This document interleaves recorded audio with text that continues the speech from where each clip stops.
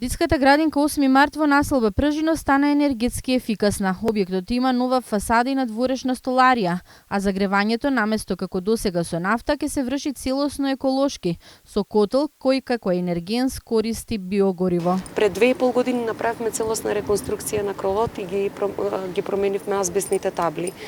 Она што недостигаше на овој објект беше промена на прозорците и целата столарија и секако појачување на фасадата како би се добила ефектот за затоплување при зимските услови.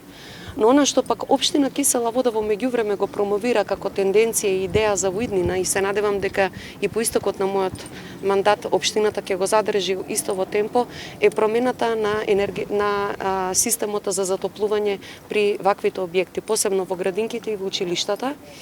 Значи секаде онаму каде што објектите се загреваа на нафта, ние чекор по чекор почнавме да ги променуваме системите и да го воведуваме системот на загревање на биомаса.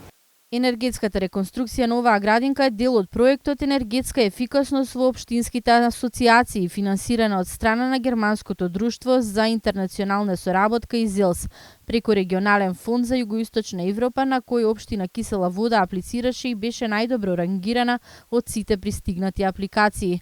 За воспоставување на енергетски ефикасен модел во градинката 8 март се потрошени 2.300.000 денари. Од страна на ГИС и ЗЕЛС, општина Кисела вода од буџетот издвоила 770.000 денари.